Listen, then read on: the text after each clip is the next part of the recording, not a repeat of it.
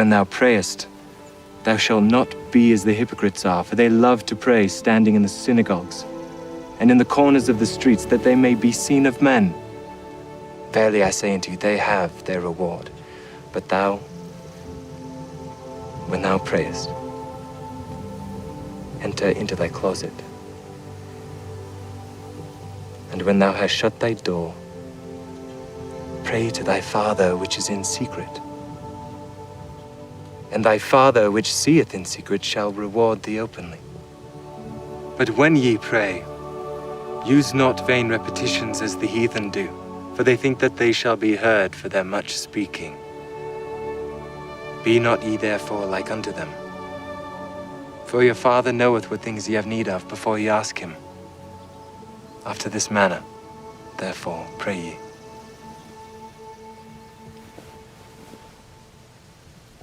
Our Father, which art in heaven, hallowed be thy name. Thy kingdom come. Thy will be done in earth as it is in heaven. Give us this day our daily bread, and forgive us our debts as we forgive our debtors. And lead us not into temptation, but deliver us from evil. For thine is the kingdom, and the power, and the glory forever. Amen.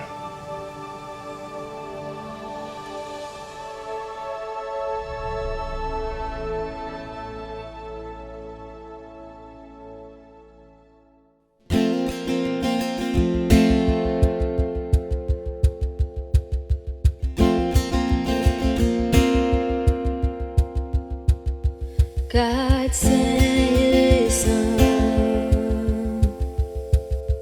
They called him Jesus. He came to love, heal and forgive.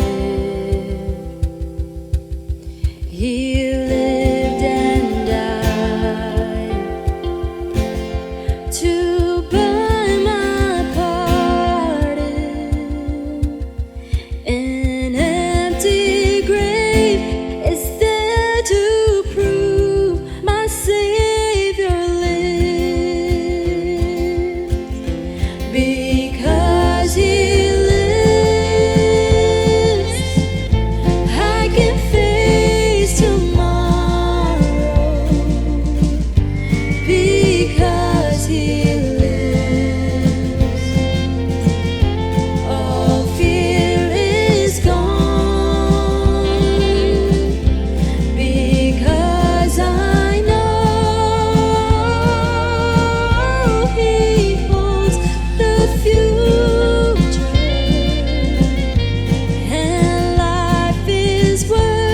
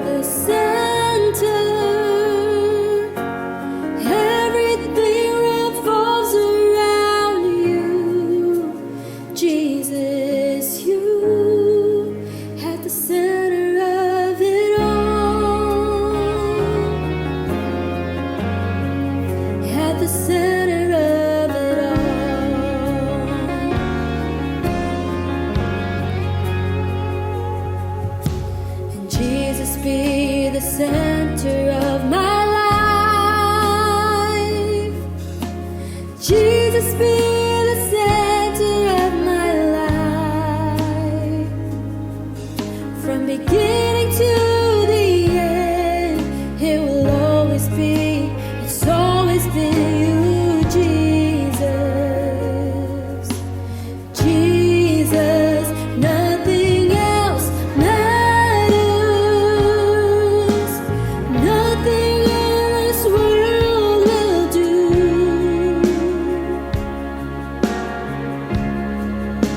'Cause Jesus, you're the center. Everything revolves around you. Jesus, you. From my heart to the heavens, Jesus be the center. It's all about you. Yes, it's all about you. From my heart to the heavens, Jesus be the center. It's all about you. Yes, it's all about you. From my heart to the heavens, Jesus be the center. It's all about you. Yes, it's all about you. From my heart to the heavens, Jesus be the center. It's all about you. Yes, it's all about you. From my heart to the heavens, Jesus be the center. It's all about you. Yes, it's all about you. From my heart to the heavens, Jesus be the center. It's all about you. Yes, it's all about you. Jesus be the center of your church.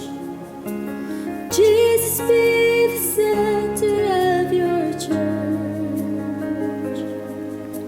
And every knee will bow, and every tongue shall confess you, Jesus. Jesus, Jesus. Jesus, Jesus. Jesus, Oh, Jesus. Jesus, Jesus. Jesus, Jesus. Jesus, Jesus. Jesus, Jesus. From my heart to the heavens, Jesus be the center. It's all about you. Yes, it's all about you.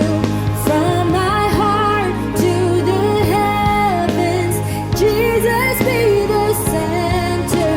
It's all about you. Yes, it's all about you. From my heart to the heavens, Jesus be the center. It's all about you.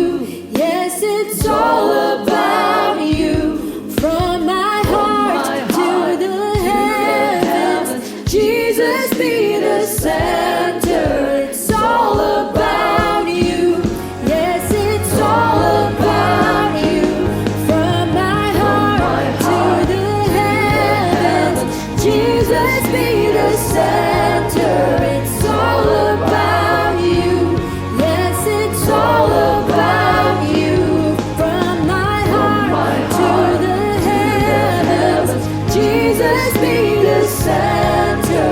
It's all about you. Yes, it's all about you.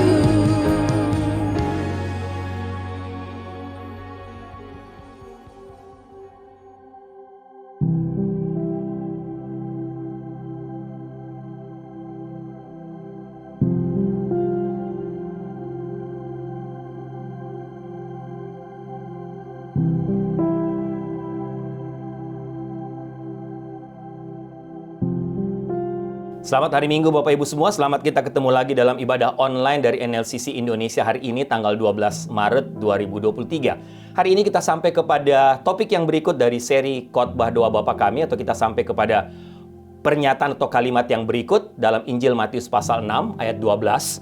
Ampunilah kami akan kesalahan kami seperti kami juga mengampuni orang yang bersalah kepada kami. Sebelum kita lihat lebih jauh dan belajar sama-sama dari kebenaran firman Tuhan ini, sebelum saya share apa yang sudah menjadi berkat buat saya Bapak Ibu, mari kita tundukkan kepala, kita berdoa.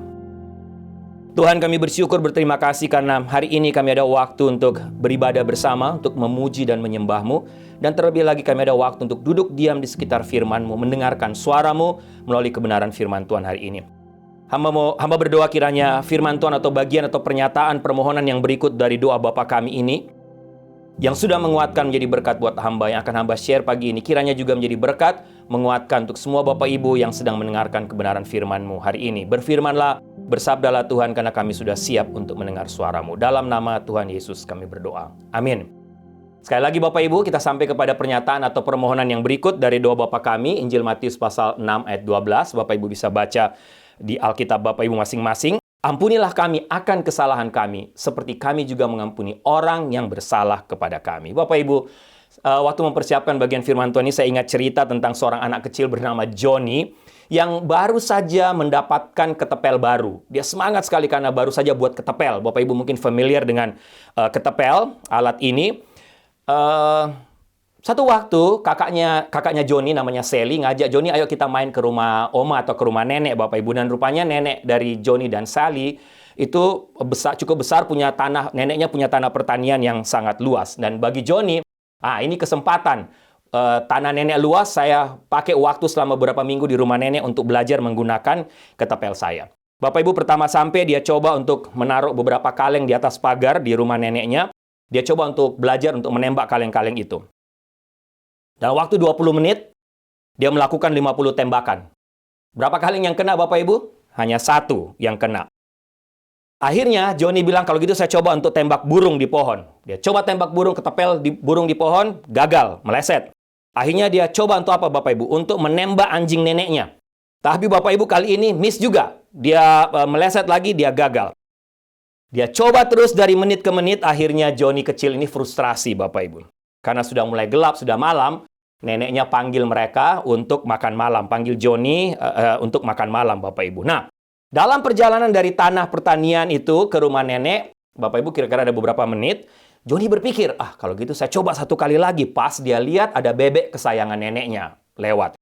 Dia coba ketepelnya, dia tembak. Bapak Ibu, kali ini nggak meleset. Kali ini tepat sasaran. Batu persis kena di kepala bebek. Kepala bebek kesayangan neneknya. Sudah pasti, bebek mati Bapak Ibu. Mati seketika. Bapak Ibu, Johnny panik langsung. Karena itu bebek, dia tahu itu bebek kesayangan neneknya. Karena ketakutan, dia langsung ambil bebek itu Bapak Ibu. Dia lari ke belakang kandang neneknya. Bukan kandang nenek. Kandang binatang punya nenek. Dia sembunyikan mayat bebek itu di balik tumpukan-tumpukan kayu Bapak Ibu sebelum dia masuk rumah. Oke, Bapak Ibu. Habis makan malam, nenek minta Sally kakaknya Johnny ini untuk cuci piring. Tapi waktu dia diminta cuci piring, Sally langsung menoleh ke adiknya, ke Johnny. Johnny, ingat bebek. Ya kan? Bapak Ibu, Johnny ketakutan. Rupanya Sally kakaknya melihat bahwa sebelum masuk rumah dia tembak bebek neneknya, dan bebek itu mati, dia sembunyikan di kandang di bawah kayu-kayu. Oke, karena dia nggak enak, dia takut kakaknya Sally lapor. Ingat bebek, ya kan? Akhirnya dia cuci piring, Bapak Ibu. Johnny mau nggak mau dia cuci piring. Besok paginya neneknya bilang lagi, Sally bisa nggak kamu tolong sapu itu teras nenek di belakang, kamu tolong kasih bersih, kamu sapu. Dengar begitu, Sally datang lagi ke Johnny. Ingat bebek, Johnny. Johnny ketakutan lagi Bapak Ibu. Akhirnya dia yang sapu karena dia takut nanti Sally kalau dia nggak sapu dia bisa lapor kan. Jadi dia sapu. Sepanjang minggu itu Bapak Ibu, Sally kakaknya terus ancam adiknya dan peras adiknya untuk melakukan semua tugas yang neneknya suruh kepadanya. Kan dia anak perempuan kan.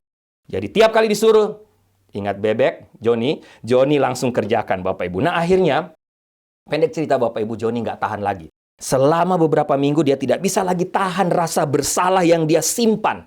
Yang menekan dirinya begitu luar biasa. Akhirnya dia datang kepada neneknya, dia mengaku semua kesalahannya, dia katakan, "Nek, aku sudah tembak bebek kesayanganmu, bebekmu mati." Kira-kira gitu. Bapak Ibu, nenek kemudian memeluk si Joni yang lagi menangis di pelukan nenek karena ketakutan. Terus nenek bilang gini, "Joni, nenek itu tahu waktu kamu tembak itu bebek. Waktu kamu tembak bebek nenek itu, nenek lagi di dapur, nenek lihat kamu. Nenek tahu kamu sembunyikan bebek itu di mana. Tapi, kenapa nenek diam? Karena nenek ingin tahu sebenarnya berapa lama sih kamu bisa tahan rasa bersalah itu. Kenapa kamu tidak datang langsung kepada saya dan mengaku dan minta maaf? Nenek tahu, tapi nenek ingin tahu berapa lama kamu bisa bertahan." Bapak Ibu, mendengar cerita ini, menurut saya banyak orang Kristen seperti Joni. Banyak kita seperti Joni. Apa artinya? Banyak kali kita melakukan kesalahan, melakukan dosa, tapi kita tidak mau terbuka di hadapan Tuhan. Kita sembunyikan, kita tidak mau mengakui. Akhirnya apa yang terjadi? Sama seperti Sally kepada Joni. Joni ingat bebek. Kita tidak. Setan terus berbisik di telinga kita dan katakan, "Ingat, kamu berdosa. Kamu bersalah." Terus setan bisikkan itu dan akhirnya Bapak Ibu kita jadi ketakutan di hadapan Tuhan. Malah sebaliknya kita malah mentaati apa yang setan minta kepada kita. Kenapa? Kita ketakutan. Nah, Bapak Ibu, doa Bapa kami ini sebenarnya juga mengajarkan kepada kita satu hal, bahwa doa itu adalah sebuah proses. Kita sudah belajar beberapa topik sebelumnya. Doa itu seperti sebuah rangkaian yang membawa Bapak Ibu dan saya sampai kepada hadirat Allah. Sekedar mengulang saja Bapak Ibu dari 4 topik yang lalu ya. Hanya sekedar mengingatkan. Pertama-tama Bapak Ibu dan saya diingatkan siapa Tuhan itu. Dia adalah Bapa kita yang mengasihi kita. Dan dia selalu ingin dekat dengan kita sebagai anak-anaknya. Tapi kita juga diingatkan bahwa Bapa kita itu adalah Allah yang kudus. Allah yang kudus yang menginginkan penyembahan dan penghormatan dari kita anak-anaknya.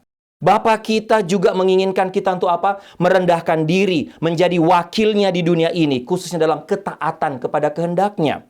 Supaya kita menjadi anak-anaknya yang menjadi kesaksian, jadi berkat di tengah dunia yang berdosa ini. Karena kita mentaati kehendak Tuhan.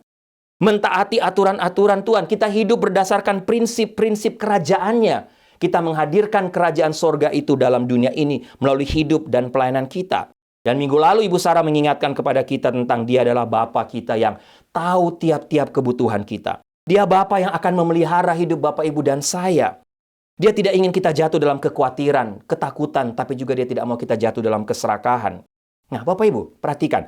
Permohonan-permohonan doa sebelumnya dari doa Bapa kami ini sangat penting. Karena mempersiapkan Bapak Ibu dan saya untuk masuk dalam permohonan yang berikut dalam doa ini. Apa itu? Bapa ampunilah kami akan kesalahan kami, seperti kami juga mengampuni orang yang bersalah kepada kami. Bapak Ibu, ketika kita tahu dan semakin mengenal Bapa kita yang penuh kasih. Setelah kita tahu Bapa kita itu murah hati, tapi dia juga adalah Allah yang kudus yang berdaulat atas hidup kita. Tidak ada satupun peristiwa dalam hidup kita yang berada di luar kehendak dan kendalinya. Setelah Bapak Ibu dan saya tahu bahwa dia Bapa yang selalu menyediakan tiap-tiap kebutuhan kita, maka hati dan pikiran kita, jiwa kita akan siap menghadapi kenyataan bahwa kita adalah manusia berdosa. Ketika kita berhadapan dengan Bapa, kita siap untuk mengakui dosa dan kesalahan kita. Kita siap menghadapi dosa tapi juga segala konsekuensinya. Kita tidak akan takut untuk menghadap Bapa dan mengakui segala bentuk dosa dan keburukan hidup kita sebagai anaknya, Bapak Ibu. Kita tidak akan tertipu dengan bisikan iblis yang akhirnya menahan diri kita untuk mengakui dosa dan kesalahan kita. Tapi justru membawa kita untuk terus berkubang dalam lumpur dosa. Bapak Ibu, nanti saya akan jelaskan kepada Bapak Ibu betapa penting kalimat ini atau kata-kata ini. Hati-hati jangan sampai Bapak Ibu dan saya hanya menjadi budak iblis yang terus hidup dalam dosa karena mentaati segala apa yang diperintahkan setan kepada kita. Ini tragis, ini berbahaya. Ketika Bapak Ibu dan saya memilih untuk tidak mengakui dosa kita, Bapak Ibu mungkin tahu apa yang akan terjadi. Kita akan mengalami berbagai gejala dalam hidup ini. Apa saja? Ada banyak, tapi antara lain, Bapak Ibu kita akan merasa bersalah dan malu. Kita akan menghindari topik-topik pembicaraan, baik pembicaraan secara langsung sehari-hari, maupun juga topik-topik ketika kita mendengar hamba Tuhan berkhotbah. Kita menghindari topik-topik soal dosa. Atau kita menghindari orang dan tempat yang mengingatkan akan dosa kita. Kita juga menutup diri dari Tuhan. Kita memutuskan persekutuan kita dengan Tuhan. Dan juga persekutuan kita dengan sesama karena kita menyimpan dosa. Benar nggak Bapak Ibu? Kita sering terus berada di jalan kehancuran. Karena si jahat terus berbisik di telinga kita dan akhirnya kita takut untuk kembali kepada Tuhan. Seperti Joni kecil tadi, yang kakaknya ingatkan terus kesalahannya. Joni, ingat bebek, ingat bebek. Kesalahan apa yang setan pakai untuk ingatkan terus Bapak Ibu hari ini? Nah, pagi ini saya mau share sesuatu yang saya mencoba untuk men-sharekan secara simple dan sederhana. Saya tidak mau membuat Bapak Ibu justru menjadi bingung ketika belajar doa Bapa Kami ini dan justru semakin melemahkan Bapak Ibu. Ada 3 muatan dalam kalimat ini Bapak Ibu yang saya dapatkan ketika belajar kalimat ini. Bapa, ampunilah kami akan kesalahan kami, seperti kami juga mengampuni orang yang bersalah kepada kami. Yang pertama Bapak Ibu, jangan lupa, kita ini adalah anak yang berdosa. Bapak Ibu mungkin berpikir ini masalah sepele. Oh, saya sudah bukan lagi manusia berdosa. Saya ini sudah Kristen lama, puluhan tahun Pak Riki. Saya sudah lahir baru, saya sudah terima Tuhan Yesus sebagai Tuhan dan Juru Selamat. Saya bukan lagi anak yang berdosa. Bapak Ibu hati-hati. Ingat doa ini, doa Bapa Kami, Tuhan ajarkan kepada siapa? Saya selalu balik untuk kita ingat. Bukan kepada orang biasa, bukan kepada orang Kristen baru, tapi kepada para murid. Dalam arti doa ini diajarkan kepada orang-orang yang sudah mengenal Tuhan Yesus cukup lama. Diajarkan kepada pemimpin-pemimpin Kristen. Diajarkan kepada orang yang sudah Kristen lama. Bapak Ibu, kalau mau jujur, bukankah kita sebagai pemimpin Kristen yang merasa sudah rohani, kita yang sudah merasa lama jadi Kristen, sudah terima Tuhan Yesus sebagai Tuhan dan Juru Selamat, masihkah kita mau dengan rendah hati mengaku bahwa saya juga anak yang berdosa? Banyak kali terjadi masalah dalam hubungan satu dengan yang lain dalam gereja. Hubungan pemimpin gereja satu dengan yang lain. Terjadi perpecahan gereja. Karena muatan ini, karena kebenaran ini. Kita tidak pernah sadar, kita tidak pernah mau mengaku lagi bahwa saya ini berdosa. Bapak Ibu, kita belajar satu hal tentang dosa. Ketika kita berpikir bahwa kita bebas untuk berbuat dosa, atau juga ketika kita mengatakan bahwa mungkin saya paling rohani, saya bukan manusia berdosa, pada saat bersamaan kita sudah berdosa. Kita sombong. 1 Yohanes 1 ayat 8 katakan, jika kita berkata bahwa kita tidak berdosa, maka kita menipu diri kita sendiri dan kebenaran tidak ada di dalam kita. Jadi Bapak Ibu ketahuilah sejak awal kita ini dilahirkan dengan natur yang cenderung jatuh dalam dosa. Siapapun kita, tanpa terkecuali berapa lama kita sudah jadi Kristen. Ini tidak perlu dipertanyakan lagi. 1 Yohanes pasal 1 ayat 10 katakan, jika kita berkata bahwa kita tidak berbuat dosa, maka kita membuat dia menjadi pendusta. Tuhan menjadi pendusta dan firman-Nya tidak ada di dalam kita. Paulus juga katakan, kita tahu Roma 3 ayat 23 katakan, semua orang telah berbuat dosa dan telah kehilangan kemuliaan Allah. Sehingga Bapak Ibu, ketika kita mengatakan dalam doa Bapa Kami, ampunilah kami Bapa akan kesalahan kami. Sebenarnya kalau Bapak Ibu lihat terjemahan lain dan lihat bahasa aslinya, itu lebih tepat sebenarnya bukan kesalahan, tapi ampunilah kami akan hutang kami. Nanti saya jelaskan kepada Bapak Ibu. Pada saat itu, kita juga sedang mengakui bahwa saya adalah orang berdosa. Saya sudah berbuat dosa. Kita mengaku bahwa kita telah melakukan sesuatu. Kita telah mengatakan sesuatu. Kita telah memikirkan sesuatu. Dan kita telah melakukan sesuatu yang seharusnya tidak kita lakukan. Atau dengan kata lain, kita tidak melakukan sesuatu hal-hal yang harus kita lakukan. Bapak Ibu, dalam hal ini, kita bertanggung jawab atas tindakan kita di hadapan Tuhan yang adalah Bapa kita. Pertanyaan sekarang, mengapa dipakai kata hutang? Jangan lupa, kata hutang ini mewakili seberapa banyak kita meminjam kepada seseorang. Utang itu berarti bicara soal kewajiban. Utang itu bicara soal obligasi, Bapak Ibu. Kita tahu itu. Intinya di sini kita sedang berdoa dan mengatakan kepada Bapa kita seperti ini, Bapa, maafkan, ampuni saya atas kewajiban saya, atas obligasi saya. Ketika saya meminjam uang, Bapak Ibu, ketika kita meminjam uang, kita wajib mengembalikan sejumlah uang yang kita pinjam itu. Betul? Tetapi pertanyaan bagi kita adalah, sekali lagi, mengapa Tuhan pakai kata ini? Hutang, bukannya dosa. Kenapa Tuhan katakan, ampunilah kami akan hutang kami? Bukan ampunilah kami akan dosa kami. Menarik. Dalam perjanjian baru, kita tahu ada beberapa definisi dari kata dosa yang ditemukan. Ada kata dosa yang diartikan sebagai ketidakmampuan untuk berbuat dosa. Berbuat baik. Ketidakmampuan untuk berbuat baik, seperti Roma 3:23 tadi. Kata dosa juga sering dipakai kata lain, yaitu pelanggaran, yang artinya pemberontakan atau melewati batas. Seperti Injil 2 Yohanes pasal 9. Kata dosa juga sering disebut sebagai pelanggaran hukum, artinya adalah penghinaan terhadap hukum Allah. 1 Yohanes pasal 3 ayat 4. Dosa juga seringkali disebut sebagai kenajisan, Matius 22 ayat 18 contohnya. Nah, dalam konteks ini Bapak Ibu, Tuhan Yesus memakai kata dosa dalam arti dalam terjemahan diterjemahkan hutang. Yang artinya konsekuensi dari dosa. Matius 6 ayat 12 dalam doa Bapa kami ini. Semua ini adalah definisi dari perjanjian baru tentang dosa. Tapi sekali lagi menarik kenapa Yesus justru memilih kata hutang daripada arti-arti yang lain dalam doa Bapa kami ini. Khususnya dalam petisi permohonan pengampunan ini. Ada orang juga yang memakai kata pelanggaran atau kesalahan dalam terjemahan bahasa Inggris. Karena hampir mirip sepertinya kata yang dipakai, mistake. Tapi sebenarnya lebih paling akurat tuh kata hutang, Bapak Ibu. Sekali lagi, saya garis atau saya ulang pertanyaannya, mengapa? Mengapa Yesus menggunakan kata hutang dalam doa yang agung ini? Bapak Ibu, Yesus menggunakan kata ini untuk dosa. Karena apa? Karena melibatkan orang lain. Ampunilah kami akan kesalahan kami, seperti kami juga mengampuni orang yang bersalah kepada kami. Sehingga ketika kita berdoa, ampunilah hutang kami Tuhan, kita sedang berdoa minta kepada Bapa kita seperti ini, Bapa, maafkan saya atas apa yang telah saya lakukan terhadap orang lain. Dan juga konsekuensi yang terjadi terhadap orang itu. Tepatnya seperti ini. Tuhan, atau Bapa, maafkan saya atas apa yang telah saya lakukan. Tapi maafkan saya juga atas apa yang saya lakukan yang telah merugikan orang lain. Telah melukai orang lain. Yang mengakibatkan kerusakan harga diri orang lain karena dosa yang saya lakukan. Bapak Ibu, jangan lupa, doa ini bukan orang Kristen baru buat kita. Kalau kita mau jujur, kadang-kadang kita lah yang merasa sudah Kristen lama, paling rohani, kita mengaku kita pemimpin Kristen. Tapi bukan tanpa sadar kita lupa bahwa seringkali kata-kata kita, sikap kita, melukai orang-orang di sekitar kita. Dan itulah yang dimaksud dengan hutang. Bapak Ibu, ini bicara soal kewajiban yang kita miliki sebagai orang Kristen. Tanggung jawab atas tindakan dan perilaku yang kita perbuat terhadap orang lain. Sehingga doa Bapa kami ini punya makna yang dalam sebenarnya. Itu sebabnya Yesus mengatakan sebelum mengajarkan doa ini, Bapak Ibu lihat pasal sebelumnya. Matius pasal 5 ayat 23-24.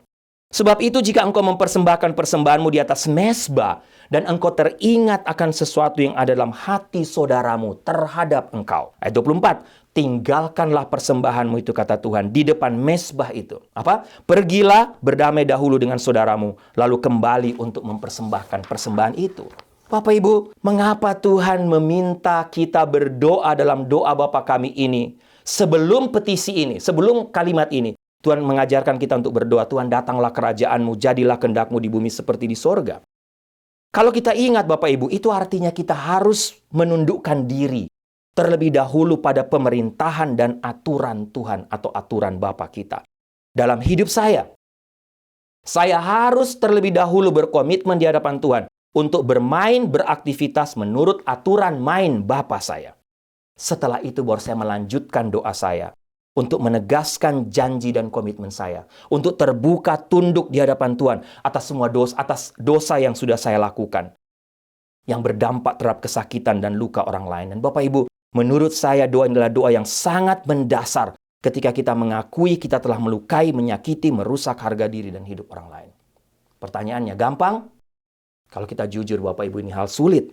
Saya percaya bahwa Yesus memilih kata hutang sekali lagi dan menempatkannya dalam konteks ini, dalam doa agung ini. Karena ini bicara soal proses keterbukaan diri sebagai orang percaya, sebagai anak Tuhan, sebagai orang Kristen yang tidak gampang. Ini sangat penting untuk kesehatan dan kesejahteraan hidup kita, dalam hidup kita sebagai orang percaya. Ini adalah inti dari apa artinya menjadi orang Kristen dan bagaimana menjalani kehidupan yang pantas sebagai orang percaya yang memang dipanggil untuk menjadi berkat bagi sesama dan bagi dunia ini. Bapak Ibu, jangan lupa garis bawahi kemunafikan dan kebohongan atas dosa terhadap orang lain ini akan menghancurkan, merusak kesaksian Kristiani kita. Bahkan inilah yang akan membuat dunia tidak lagi bisa mengenal Allah yang kudus itu. Melalui hidup kita anak-anaknya, dunia tidak bisa kenal Tuhan lagi. Makanya ingin saya sampaikan, sekali lagi saya ulang, doa Bapa kami ini sangat dalam dan tidak gampang untuk kita ucapkan karena konsekuensinya cukup berat. Ingat, kita manusia berdosa, kita anak yang berdosa. Kedua Bapak Ibu, muatan kedua dari kalimat ini saya belajar. Saya tidak hanya adalah anak yang berdosa, tapi saya juga adalah anak yang tidak seharusnya mempertahankan dosa. Tapi saya adalah anak yang harus melepas yang namanya pengampunan. Bapak Ibu jangan lupa, jika kita berdoa, Tuhan ampunilah kami atau saya atas hutang saya, tidak akan berarti apa-apa. Ini bukan satu kalimat abrakadabra Bapak Ibu atau kata-kata ajaib yang kita ucapkan langsung terjadi. Ketika Bapak Ibu dan saya berdoa, ampunilah Tuhan akan hutang kami. menurut aturan Tuhan, kita juga harus pada saat bersamaan mengambil keputusan untuk tidak mempertahankan dosa, tidak mempertahankan ego, pride, harga diri kita. Tapi pada saat yang bersamaan saya mulai memikirkan untuk melepas yang namanya pengampunan. Dan ini adalah sebuah proses, Bapak Ibu. Firman Tuhan memberitahu kita dalam 2 Korintus pasal 7 ayat 10. Menarik. Sebab duka cita, dalam bahasa Inggris dipakai kata godly sorrow. Menurut kehendak Allah, sebab duka cita atau godly sorrow menurut kehendak Allah akan menghasilkan yang namanya pertobatan, yang membawa keselamatan dan yang tidak akan disesalkan. Tapi duka cita yang dari dunia ini, akan menghasilkan kematian. Nah, sehingga Bapak Ibu kembali bicara soal pertobatan. Pertobatan di sini berarti berpaling dari. Dan duka cita atau godly sorrow di sini berarti bersedih atas apa yang mendukakan hati Tuhan. Sekali lagi kata duka cita yang diterjemahkan dalam bahasa Inggris godly sorrow di sini berarti bersedih atas apa yang mendukakan hati Tuhan. Singkatnya, firman Tuhan ini berarti saya berpaling dari apa yang mendukakan hati Tuhan. Tapi yang sekarang pada saat bersamaan juga mendukakan hati saya sebagai anaknya. Bapak Ibu ingat cerita Joni tadi. Dia mendatangi neneknya dengan kesedihan yang luar biasa. Tapi juga menurut saya dengan kesedihan yang murni, kesedihan yang tulus, kesedihan yang saleh. Seperti anak yang hilang dalam Injil Lukas pasal 15, dia pulang dengan kesedihan yang suci menurut saya. Datang kepada bapaknya. Mazmur 51, Daud mengalami duka cita menurut kehendak Allah. Daud datang kepada Bapa dengan duka cita yang suci. Tapi Bapak Ibu, ada orang-orang yang bisa mencuri, melakukan dosa, atau menyimpan kesalahan. Tapi datang kemudian menyesal karena tertangkap basah. Tapi hanya menyesal, tapi tidak mengalami kesedihan dan penyesalan yang dalam, penyesalan yang suci. 2 Korintus 7 ayat 10 tadi mengatakan duka cita menurut kehendak Allah membawa pertobatan yang menuntun kepada keselamatan. Dan tidak hanya penyesalan saja, ini berbeda. Tapi duka cita duniawi, penyesalan saja, bukan duka cita atau bukan kesedihan yang suci datang minta ampun di hadapan Tuhan, kata Paulus. Justru akan membawa kepada kematian, tidak mendatangkan pertobatan. Pencuri atau maling yang hanya mengalami duka cita atau kesedihan duniawi yang tidak mengarah kepada sebuah pertobatan Bapak Ibu atau keselamatan tidak ada artinya. Justru akan membawa kepada kematian, kata firman Tuhan, dan akan terus membawa luka, kesakitan, kehancuran bagi mereka yang menjadi korbannya. Inilah yang Tuhan maksudkan ketika kita sebagai anak-anaknya atau orang mengaku percaya, menajiskan nama Tuhan dan nama Bapa kita, mempermalukan nama Bapa kita. Karena kita terus bergunjing dalam dosa, tidak pernah dengan kerendahan hati mau mengaku, sehingga hidup kita tidak bisa menjadi kesaksian. Sehingga Bapak Ibu sekali lagi ketika kita berdoa, Bapa ampunilah kami atas hutang kami. Ini harus diikuti dengan perubahan lahiriah, perubahan total, tekad untuk berubah. Tidak tahan dosa, tapi juga mengambil keputusan untuk melepaskan pengampunan kepada orang. Saya senang dengan yang ditulis oleh Nabi Mika dalam Mika pasal 7 ayat 18. Firman Tuhan katakan, siapakah Allah seperti engkau yang mengampuni dosa dan yang memaafkan pelanggaran dari sisa-sisa miliknya sendiri. Yang tidak bertahan dalam murkanya untuk seterusnya, melainkan berkenan kepada kasih setia. Ayat 19. Biarlah ia kembali menyayangi kita, menghapuskan kesalahan-kesalahan kita, dan melemparkan segala dosa kita ke dalam tubir-tubir laut. Bapak Ibu, mempertahankan dosa kita jangan lupa. Ini selalu akan menjauhkan kita dari persekutuan dengan Bapa kita, tapi juga persekutuan dengan sesama. Ingat, kita ini masih anak-anaknya. Bapa masih mencintai kita. Kita masih memiliki hidup kekal. Mungkin Bapak Ibu sudah bertobat terima Tuhan Yesus. Nama Bapak Ibu sudah tercatat di sorga. Tapi kalau kita tidak mengakui dosa kita atau apa yang kita buat tiap-tiap hari, apalagi yang melukai orang lain, masih ada ganjalan yang terus akan didrive oleh setan dalam diri kita. Seperti Joni, cerita Joni tadi. Joni kesulitan bergumul melihat mata neneknya. Kalau Bapak Ibu masih simpan dosa, Bapak Ibu juga sulit untuk berhadapan muka dengan muka atau mata dan mata. Punya relasi yang intim dengan Tuhan. Joni bergumul untuk makan kue yang dibuat oleh neneknya untuk dia. Karena dia takut. Tidak bisa menikmati. Dia bergumul ketika neneknya membacakan cerita untuk dia waktu malam hari mungkin. Karena masih ada sesuatu yang dia simpan.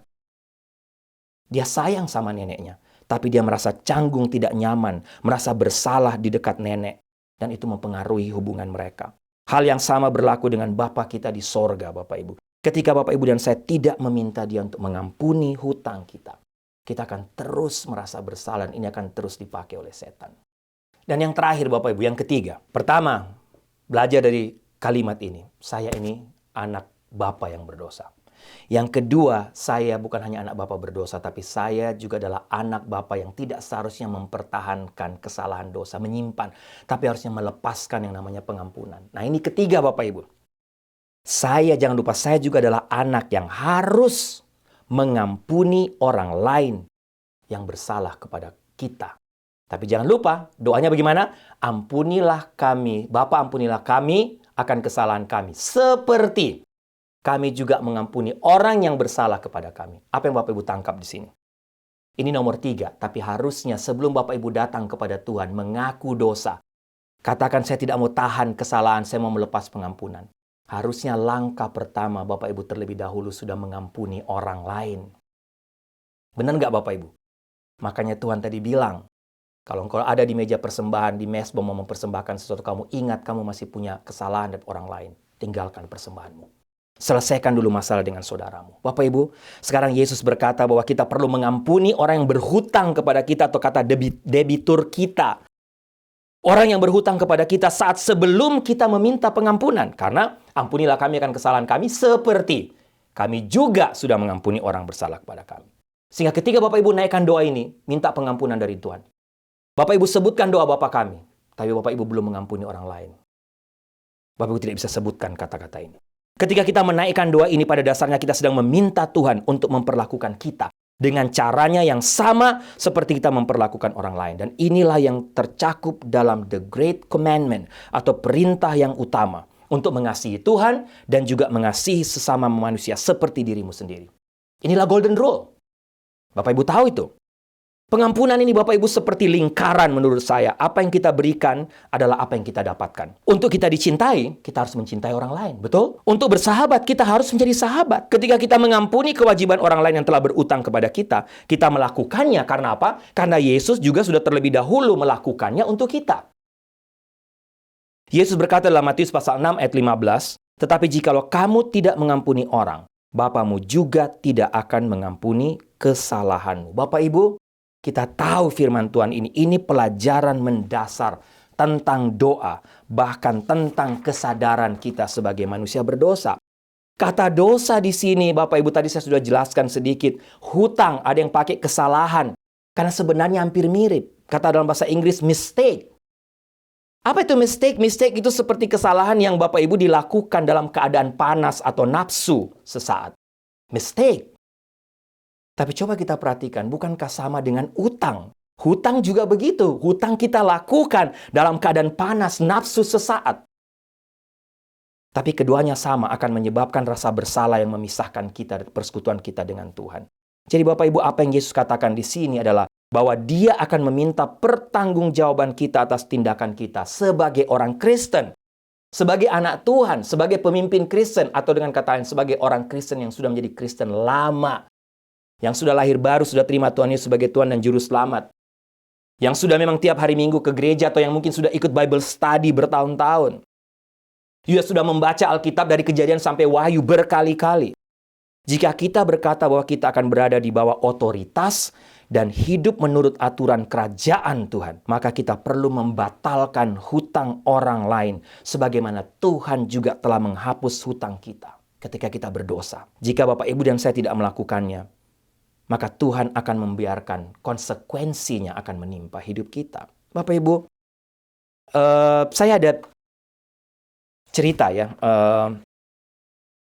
Ada tentang seorang maestro biola pada abad ke-20 bernama Fritz Kreisler. Saya nggak tahu Bapak Ibu yang kalau suka biola tahu tokoh ini. Satu waktu Fritz Kreisler ini berangkat dari Hamburg, Jerman untuk mengadakan konser di London. Ya. Nah, pemain biola Fritz Kreisler ini masih ada waktu sedikit, 1 jam sebelum kapalnya itu berlayar, Bapak Ibu, kira-kira begitu diceritakan. Dan karena masih ada waktu sedikit, dia pergi ke toko musik di mana pemilik toko tersebut, waktu dia masuk ke toko itu, pemilik toko musik itu tanya kepada dia, boleh nggak saya lihat biola yang kamu bawa? Bapak Ibu, waktu dia habis lihat biolanya itu, tiba-tiba dia menghilang dan dia kembali lagi dengan 2 polisi. Pemilik toko ini. Salah satu dari polisi itu katakan kepada Fritz Kreisler, katakan, kamu ditahan, kamu harus ikut dengan kita. Dan Fritz katakan, loh, kenapa saya ditahan? Ada kesalahan apa saya? Dia terkejut, dia kaget. Polisinya bilang, karena kamu telah main-main, kamu telah membawa biola yang merupakan milik dari Fritz Kreisler. Karena mereka tahu siapa Fritz Kreisler. Terus dia bilang, loh, saya Fritz Kreisler, saya orangnya. Dia tidak percaya, dia bilang, kamu bohong, kamu tetap harus ditahan, kamu ikut dengan kita. Bapak Ibu, karena dia lihat perahunya atau kapalnya sudah mau berlayar, dia nggak ada waktu untuk menjelaskan secara detail, sehingga Chris Fraser katakan, oke, kalau gitu mana biolanya? Dia ambil, dia rampas biolanya, kemudian dia memainkan lagunya sendiri, Bapak Ibu. Waktu dia mainkan lagu itu, dia tanya, puas? Kepada semua pemilik toko dan kepada polisi. Dan polisi katakan, oke, minta maaf, sekarang kamu dibebaskan, kamu boleh berlayar, karena sekarang kami yakin bahwa ternyata kamu tidak mencuri biola itu, tapi kamu adalah Fritz Kreisler itu sendiri. Bapak Ibu, saya tadi ingat Yesus berkata begini, dengan demikian semua orang akan tahu bahwa kamu adalah murid-muridku, yaitu jikalau kamu apa? Saling mengasihi. Sama seperti cerita Kreisler tadi, sebagai murid Tuhan kita harus membuktikan kepada dunia ini bahwa kita sanggup untuk saling mengasihi. Sanggup melepas pengampunan dan tidak mempertahankan dosa. Sanggup untuk mengampuni orang lain yang menyakiti kita. Kenapa? Karena memang yang bisa lakukan itu hanyalah orang yang mengaku murid Tuhan. Gak gampang Bapak Ibu. Karena memang hanya murid Tuhan yang dapat lakukan. Oleh sebab itu, inilah tugas kita. Membuktikan kepada dunia ini, kepada orang-orang di sekitar kita. Bahwa ya, kita sanggup mengampuni orang lain. Kita sanggup rendah hati mengaku dosa kita. Karena kita memang murid Tuhan. Orang dunia di sekitar kita harus melihat buktinya. Mencoba kita melihat kita benar-benar kita murid Tuhan. Dengan apa? Melihat langsung bahwa Bapak Ibu dan saya bisa mengampuni. Sehingga Bapak Ibu ketika kita pergi kepada Tuhan dan mencari pengampunan. Kita mungkin dalam situasi yang oke dengan Tuhan. Mungkin. Tapi jika kita memiliki masalah yang belum terselesaikan dengan orang lain, kita menciptakan perselisihan dalam keluarga Tuhan. Dan kita harus menyelesaikannya di hadapan Tuhan. Tapi Bapak Ibu, mengakhiri khotbah ini, menurut saya masalah terbesar dengan masalah dosa dan pengampunan adalah apa? Karena kita semua memberikan pijakan kepada si jahat. Tumpuan kepada si jahat terus berpijak dalam hidup kita. Mengganggu kita dengan kesalahan atau mengganggu kita dengan yang namanya kesombongan. Bapak Ibu, sehingga kita tidak menyelesaikan dosa kita di hadapan Tuhan. Bapak Ibu, saya kasih contoh-contoh praktis sebelum saya tutup dengan satu cerita. Misalnya contoh saja ini, contoh Bapak Ibu. Anak-anak saya misalnya, Devia dan Kenneth melakukan kesalahan. Mereka datang kepada saya, mereka minta maaf atas kesalahan yang mereka buat. Saya sebagai bapak tentunya saya menegur mereka, saya ampuni mereka. Hubungan saya baik dengan mereka. Tapi saya lihat Devia dan Kenneth masih terus bertengkar. Saya sudah maafkan, tapi mereka berdua terus bertengkar. Bapak Ibu, apa yang terjadi? Walaupun saya sudah memaafkan mereka, tapi ini merusak suasana di rumah. Merusak atau membawa ketidakharmonisan di tengah keluarga kita. Menyebabkan ketegangan, perselisihan, tidak nyaman di rumah. Walaupun mungkin saya sudah oke sama mereka. Sehingga saya harus memanggil mereka, saya harus menangani situasi ini Bapak Ibu sebagai bapak. Saya harus menegur mereka. Karena ini mengganggu. Demikian pula dengan masalah persekutuan kita dengan orang lain di gereja. Kalau kita tidak mau mengakui kesalahan kita, kita masih bertengkar satu dengan yang lain, percuma. Kita minta ampun kepada Tuhan, tapi Tuhan bilang, ampunilah saya seperti saya mengampuni orang yang bersalah. Sehingga langkah pertama saya harus mengampuni orang lain terlebih dahulu. Bapak Ibu, pengampunan adalah, seringkali kita berpikir bahwa mengampuni adalah pilihan yang bisa kita ambil dan pilih. Tapi pengampunan bukanlah suatu pilihan, melainkan sebuah keputusan bulat dan merupakan perlengkapan penting. Sekali lagi dalam kehidupan kita sebagai orang Kristen. Setiap hari, setiap saat, kita harus berdoa melalui doa Bapa kami. Carilah pengampunan, maafkan orang lain. Jangan biarkan hal itu menumpuk dalam hidup kita dan akibatnya merusak hubungan kita dan orang lain yang terlebih dengan Tuhan. Saya ingin menantang Bapak Ibu hari ini, kalau Bapak Ibu masih menyimpan kesalahan orang lain. Bapak Ibu belum bisa mengampuni orang lain. Ini waktunya. Belajar dari doa Bapa kami, ampuni orang lain. Ampuni orang yang bersalah kepada kita terlebih dahulu. Karena jangan lupa Bapak Ibu, pengampunan membebaskan kita. Kalau kita melepas pengampunan, kita mengampuni orang lain. Akan membebaskan kita dari tekanan jiwa, tekanan mental, tekanan fisik. Akibat apa? Terus menahankan, tidak melepas pengampunan. Saya tidak mau Bapak Ibu, setan memakai situasi ini untuk membuat Bapak Ibu tidak bisa bertumbuh secara rohani. Lepaskan pengampunan. Bapak Ibu, saya mau tutup dengan cerita. Kiranya cerita penutup ini kembali menjadi berkat menguatkan kita juga mengakhiri khotbah ini. Ada saya baca seorang penulis bernama J. Evanson pernah menulis sebuah tulisan di kolom editorial di Desert Morning News. Sebuah kisah dengan judul, Pengampunan Memiliki Kekuatan untuk Mengubah Masa Depan. Dia menulis satu kasus yang terjadi kisah nyata antara seorang ibu berumur 44 tahun yang bernama Victoria Ruffolo. Ada kasus dengan seorang anak muda berumur 19 tahun bernama Ryan Cussing. Dalam kisah itu diceritakan rupanya Cussing dengan teman-temannya baru saja mencuri kalkun beku seberat 20 pound, dan kemudian mereka jalan di freeway, Bapak Ibu jalan di jalan raya, kemudian mereka bermain, mereka melemparkan kalkun-kalkun itu ke mobil-mobil orang lain yang lewat di sekitar mereka. Satu waktu di freeway, Bapak, dalam kecepatan tinggi mereka melemparkan kalkun dan tepat mengena di kaca depan dari mobil yang dikendarai oleh Victoria Ruffolo tadi. Apa yang terjadi, Bapak Ibu? Victoria mengalami kecelakaan berat. Mobil dia mengalami accident, kaca mobil pecah, dan apa yang terjadi? Muka dari Victoria itu hancur karena terkena dengan pecahan-pecahan beling.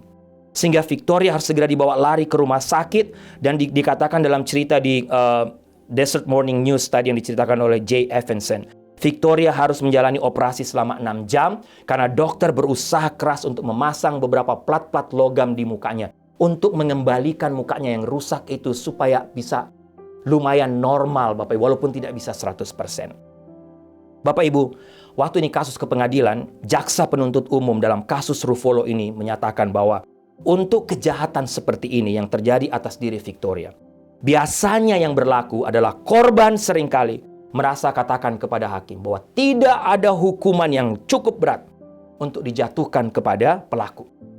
Bahkan dari sekian kasus banyak yang katakan hukuman mati pun bagi saya tidak cukup. Karena muka saya tidak bisa dikembalikan seperti semula, apalagi seorang ibu, seorang wanita berumur 44 tahun. Tapi Bapak Ibu, menarik diceritakan bagaimana reaksi Victoria terhadap apa yang terjadi atas dirinya. Dia justru prihatin dan kepikiran dengan nasib Ryan. Karena Ryan dipastikan akan kemungkinan paling sedikit penjara 25 tahun. Menghadapi hukuman yang berat, tapi Victoria justru berpikir, bagaimana supaya Ryan tidak sampai dihukum mati, atau ada yang katakan mungkin bisa dihukum mati. Diceritakan oleh Evanson, Victoria tidak hanya berniat, atau Victoria tidak punya niat, bahkan tidak ada pikiran sedikit pun untuk membalas dendam dengan cara apapun. Victoria mencari informasi tentang hidup Ryan, tentang bagaimana dia dibesarkan, bagaimana keluarganya. Dan Bapak Ibu, dia katakan kepada hakim, kalau bisa Ryan tidak dihukum mati. Kalau bisa Ryan mendapatkan hukuman yang seringan mungkin. Dan editor Evanson katakan, ini baru setengah cerita. Dia ceritakan lebih panjang ceritanya, tapi pendek cerita. Dia ceritakan tentang apa yang terjadi di pengadilan waktu hakim mau memutuskan berapa tahun. Bapak Ibu, Ryan itu berjalan dengan hati-hati dan penuh keraguan untuk datang ke tempat duduk Victoria. Dia datang ke dekat Victoria, dia menangis berinang air mata, dan dia katakan kepada Victoria, saya minta maaf. Saya sangat menyesal atas apa yang telah saya lakukan kepada kamu. Saya minta maaf. Dan Bapak Ibu, diceritakan oleh Evanson dalam tulisannya, terlihat suasana dalam pengadilan penuh dengan tangisan dengan air mata. Dia, Ryan, dan Victoria mereka berpelukan, keduanya menangis. Kemudian Victoria justru membelai kepala Ryan, menepuk punggungnya dan menghibur dia. Dia katakan, Ryan, no problem, tidak apa-apa. Saya hanya ingin supaya masa depan kamu tidak rusak karena kamu dihukum 25 tahun atau kamu dihukum seumur hidup. Tapi saya justru memikirkan bagaimana kamu bisa punya masa depan yang jauh lebih baik. Melewati kasus ini kamu belajar sesuatu. Bapak Ibu, bagaimana dengan kita? Evanson menyimpulkan perlahan manusia tampaknya belajar untuk memahami kekuatan sebuah pengampunan. Sebagai satu agen penyembuhan, tampaknya dia katakan lebih kuat daripada keahlian seorang ahli bedah wajah. Lebih kuat dari semua teori counseling. Dan lebih kuat dari semua manajemen kemarahan. Bapak Ibu, bagaimana dengan kita? Saya mau kita sama-sama mengakhiri sekali lagi bagian ini untuk menaikkan doa Bapa kami ini. Tapi Bapak Ibu, ingat ketika Bapak Ibu sampai kepada kalimat ini, Bapak Ibu harus ingat, apakah Bapak Ibu masih menyimpan kesalahan dengan orang lain? Jangan biarkan setan terus berbisik, ingat bebek, atau ingat dosa kamu. Mari sama-sama Bapak bisa duduk, Bapak bisa berdiri. Mari sama-sama kita ucapkan sekali lagi. Bapa kami yang di sorga, dikuduskanlah namamu. Datanglah kerajaanmu, jadilah kehendak-Mu di bumi seperti di sorga. Berikanlah kami pada hari ini makanan kami yang secukupnya. Dan ampunilah kami akan kesalahan kami, seperti kami juga mengampuni orang yang bersalah kepada kami. Dan janganlah membawa kami ke dalam pencobaan, tapi lepaskanlah kami daripada yang jahat. Karena Engkau yang punya kerajaan dan kuasa dan kemuliaan sampai selama-lamanya. Amin.